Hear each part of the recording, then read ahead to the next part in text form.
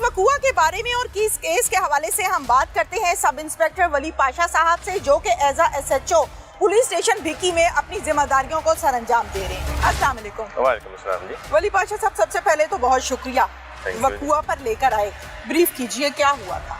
वो ये था कि ये 2022 में चौथे महीने में वो एक नामलूम एक नाश मिली जो एक नौजवान लड़की थी। तो हमें नहीं पता चली किसकी है, क्या इसके साथ हुआ है इंसिडेंट। उसको फायर लगे हुए थे, बजरिया फायरिंग उसको कत्ल किया गया था। यहाँ पे इसकी डेड बॉडी पड़ी हुई थी। तो हमने with the note crime scene को बुलाया, उसकी PFSA की टीम आ गई, उन्होंने अपनी जो जरूरी कार्रवाई थी वो की। ठीक है। अच्छा वली पाशा साहब, हम बज़ाहिर देखें तो ये हमें एक बाग लगता है, बाग है और लाइट्स वगैरह यहाँ पे नहीं है ऑब्वियसली, जैसे कि फसलों वगैरह में नहीं होती है। तो एग्जैक्टली यही जगह थी जहाँ पर डेड बॉडी पड़ी थी और किस हालत में थी? उस पे ठीक उस कपड़े थे, उसके पूरे कपड़े पहने हुए उसने, लाश थी, नौजवान लड़की की लाश थी, यहाँ पे पड़ी हुई थी, लेकिन उसको फायर लगे थे, तकरीबन 4-5 उसको फायर लगे हुए थे। ठीक है। तो डेड बॉडी जब ऑब्वियसली आपको इत्ला मिली, आप फौरन मौके पे आए होंगे, आपने देखा होगा, तो कितने दिन पुरानी थी? नहीं, ये फ्रेश थी, फ्रेश बॉडी थी, तकरीबन ये हार्डली अब समय की 4-5 घंटे पुरानी थी, लेकिन फ्रेश थी ये। ठीक है। फिर उसके बाद क्या हुआ? उसके बाद हमने फिर क्राइम सीन को लिया, क्राइम सीन की टीम आ गई, PFSA की टीम आ गई। उसके बाद हमने डेड बॉडी को उठाया, जो उसके एज पर ला कानूनी कार्रवाई बनती वो हमने की। उसके फिंगरप्रिंट्स लिए, फिंगरप्रिंट्स के लिए में हमने उसकी जियो फेंसिंग करवाई। जियो फेंसिंग के बाद हमने उसकी CDR वगैरह ली। CDR के ऊपर हमने अपना काम शुरू कर दिया। CDR कैसे ली आपने? CDR हमने ये किया कि उसकी जो जियो फेंसिंग ली थी, जियो फेंसिंग के अंदर हमने जो नंबर वो क्लोज किए, जितने शॉर्ट लिस्ट किए, उसके अंदर हमने वो सारे नंबर लेके उनकी CDR देना शुरू कर दी। तो CDR से चलते चलते हमें इसका एक पता चला कि इसका नाम तैयबा अफजल है। तो खासा लंबा प्रोसीजर आपने लेंथी जी, वो हमने तकरीबन हमें इस पे तकरीबन 3 से 4 माह लगे। 3 से 4 माह के अंदर हमें इसका कोई क्लू मिला कि इसका नाम तैयबा अफजल है। इसके फिंगरप्रिंट्स आ गए, इसकी मतलब सारी वो CDRs आ गई। हमने फिर बंदों पे काम करना शुरू कर दिया। काम करते करते हमें एक क्लू मिला कि हमें सरगोदा में क्लू मिला कि ये सरगोदा की रहने वाली है। ठीक है। तो हम सरगोदा में चले गए। सरगोदा में जब हमने सिला वाली के अंदर हमने जब रेड किया वहाँ पे, तो हमें अफजल नाम के 8, 9, 10 बंदे मिले। जाहिर है। ठीक है जी। तो 10 बंदों को हमने जब सर्च किया तो उन्होंने कहा जी हम तो इसको जानते ही नहीं है, लेकिन इसका वोटर लिस्ट में इसका जो अंदराज था, इसका जो नाम था वहाँ पे उसका था मलाइका अफजल। वहाँ पे नाम इसका मलाइका अफजल था, लेकिन एक्चुअली ये तैयबा अफजल थी। ठीक है। तो जब हम वहाँ पे लोगों को सर्च किया, किसी ने इसको तस्लीम ना किया, कोई इसको मानने के लिए तैयार कि हमारी कुछ लगती है, हमारी बेटी है, हमारी वो, किसी ने इसको तस्लीम नहीं किया। ठीक है। और उसकी जो डेड बॉडी थी ना, उससे अंदाजा हो रहा था किसी ने भी इसको बड़ी ना मतलब किसी क्या कहते हैं कि बड़ी दुश्मनी के साथ उसको मारा है। उसकी नाश की ऐसी हालत थी, इतने उसको फायर लगे थे क्योंकि अंदाजा हो रहा था किसी ने बड़े ना गुस्से में आके उसके साथ ही ऐसा नफरत से किया उसे। ठीक है। अब यूं में से नफरत कह सकते हैं आप उसको। तो सरगोदा से हम जब चलते चलते उसके गुजरात वाली साइड पे चले गए, जेलम वाली साइड पे चले गए। काफ़ी हमने सर्च करने के बाद ना हमें वहाँ से एक बंदा मिला जिसने कहा कि ये मेरी बीवी रही है 2009 के अंदर।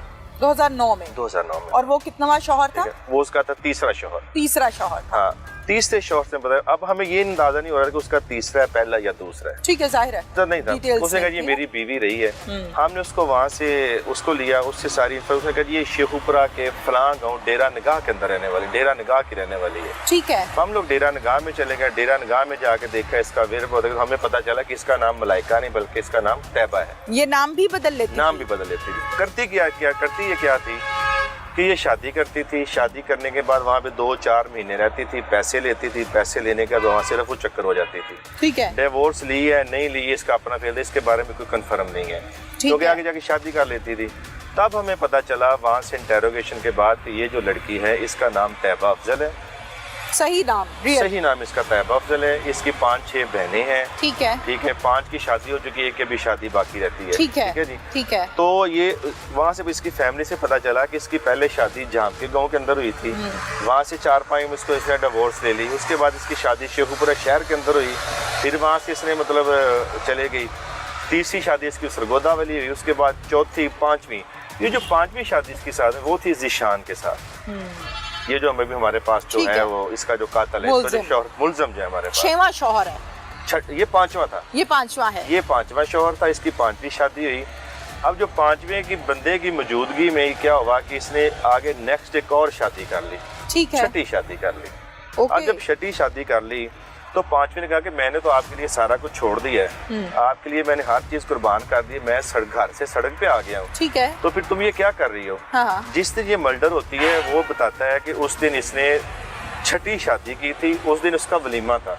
जिस दिन मर्डर हुई है उस दिन वलीमा भी उसका वलीमा भी था, ठीक है। ये अपना वलीमा करवा के अटेंड करके उसके पास वापस आती है, उसको पता चल गया सारी बात का, ठीक है। तो वो उसको लेके आ गया बहाने से, ले अभी कोई बात नहीं चलते हैं। वो यहाँ पे लेके आया, उसने पिस्टल हायर किया, पिस्टल लेके यहाँ पे उसने उसको शूट कर दिया, डेड बॉडी यहीं फेंक वो चला गया। शूट भी इसी जगह पे किया? ओके। यहीं पे ला के शूट करके, तो यहाँ पे थोड़ा सा गैर बात है, आबादी नहीं है जी बिल्कुल, बागात हैं, खेत हैं, फसलें हैं, अब सारा नजर आ रहा है जी। तो ऐसे हुआ। तो उसके बाद फिर हमने वो सारा टेक्निकली हर चीज़ को करते करते करते शुक्र अल्हम्दुलिल्लाह तकरीबन 8 माह की हेक्टिक एफर्ट्स के बाद हमने इसको ट्रेस किया है, और अल्लाह ताला के फजल करम से जो उसका कातिल है वो हवालात के अंदर बंद है। तो बिल्कुल सही है, कामयाब कार्रवाई की है आपने कि एक नामालूम लाश मिली है, उसके फिंगरप्रिंट्स लेना और कोई क्लू नहीं है, कोई बताने वाला नहीं है, उसको आपने ट्रेस किया, बड़ी ज़बरदस्त बात है। थोड़ा सा इनके फैमिली बैकग्राउंड के बारे में बताइए, पेरेंट्स हैं, बच्चे हैं इनके? जी इसके बच्चे नहीं है, इसके पहले शोहर से एक बच्चा है, फर्स्ट मैरिज में जो वालिदैन जो पहले वो इसमें से एक बच्चा है, वो बच्चा भी इसने अपने वो शोहर को दे दिया था। ओके। उसके बाद इसका बच्चा कोई नहीं हुआ, ना ही कोई ऐसा कोई हुआ है। ये हमारे कांस्टेबल है अफजल जी, ये कांस्टेबल अफजल की बेटी है, now he is in PS सदर शेखुपुरा एक्टिव है। ओके। तो उनकी ये बेटी है, तो बस ऐसे इसकी किसी ने कार्रवाई, ना उन्होंने इसकी कार्रवाई करवाई, ना इसके शोहर ने कार्रवाई, क्योंकि शोहर आपने किया था कि क्या जी हम उनसे मिले, अभी उनको बताया कि आपकी बेटी है, ये इस तरह मर्डर हो गई है, तो अभी वो तफ्तीश का हिस्सा बन गए हैं, ठीक है, तो अभी वो कर रहे हैं इंशाल्लाह। Thank you very much. Thank you. Umar Hayat Bhatti साहब मेरे साथ इस टाइम मौजूद हैं, जो कि सुप्रीम कोर्ट के एडवोकेट हैं, 19 साल तजुर्बा है, और ये तमगा भी इनके पास है कि ये बड़े यंग ऐसे हमारे वकील हैं जिन्होंने बड़े बड़े मुकदमात को न सिर्फ लड़ा बल्कि उनमें अपना नाम भी बनाया। खवातीन के रोल के हवाले से जब हम बात करते हैं तो उसमें भी अपना एक अच्छा और नुमाया रोल अदा किया, और न सिर्फ काम किया बल्कि बहुत से ऐसे केसेस जिनको इंसाफ नहीं मिलता था उनको इंसाफ ही दिलवाया। उमर हयात भट्टी साहब से आज के केस के हवाले से हम डिटेल के साथ बात करते हैं कि औरत का किरदार, औरत का कैरेक्टर क्या होना चाहिए। अस्सलाम वालेकुम जी। वालेकुम सलाम। सबसे पहले जी थैंक यू सो मच जी, वेलकम। टाइम दिया। अपने टॉपिक की तरफ आते हैं, कम टू द टॉपिक जी प्लीज। औरत का किरदार क्या होना चाहिए जनरली, पहले हम इस पर बात करते हैं। औरत का किरदार क्या है, औरत क्या है? जी यकीनन हमारी चूँकि एक सोसाइटी की अप्रोच मिक्स्ड है, इस्लामिक और वेस्टर्न अप्रोच, तो हम एक्सपेक्ट करते हैं अपनी फीमेल्स के से कि वो इस्लामी वैल्यूज़ के अंदर रह के अपना जो तर्ज ज़िंदगी है वो रवायात के अंदर रह के गुजारें। अब उनमें बड़ा एक इम्पॉर्टेंट एस्पेक्ट शुरू होता है उनकी शादीशुदा लाइफ का, घरेलू लाइफ को साथ लेके चलना, या कुछ प्रोफेशनल एजुकेटेड लेडीज़ का अपने पेशा को और घर के मामलात को साथ लेके चलना। उसमें औरत का जो करैक्टर है, जो उसका किरदार है, वो अप टू द मार्क रहना चाहिए। उसका घर से बाहर निकलना, अपनी जॉब के पॉइंट पे पहुंचना, और उसके बाद फिर अपने घर की तरफ बच्चों में वापस लौटना, ये सारी चीज़ें जो हैं ये एक समझ लें कि एक इन कैमरा अप्रोच की तरह ही चीज़ें हैं। ठीक है। तो ऐसी जो हमारी बहनें, जो बेटियां, जो हम शादीशुदा बहू हैं, बीवियां हैं, उनका हर रिश्ते के अंदर एक बड़ा एहतराम मौजूद है। उसको उस एहतराम को सिक्योर करना चाहिए। ठीक है। उस पे ना मेल साइड से इंक्रोचमेंट होनी चाहिए और ना फीमेल साइड से फ्लेक्सिबिलिटी होनी चाहिए कि कोई उनको इजी टारगेट के तौर पे ले।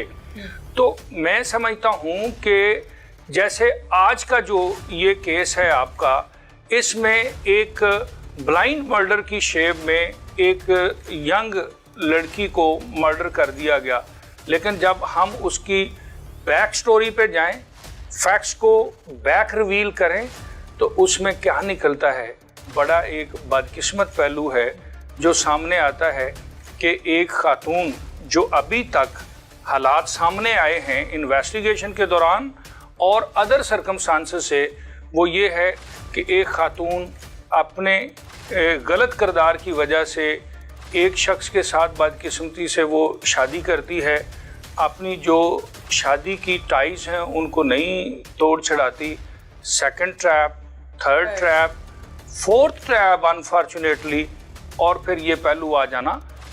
एक ये मौक़िफ़ है, लेकिन मुआशरे के लिए तो ये एक अलार्मिंग स्टेप है। Yes.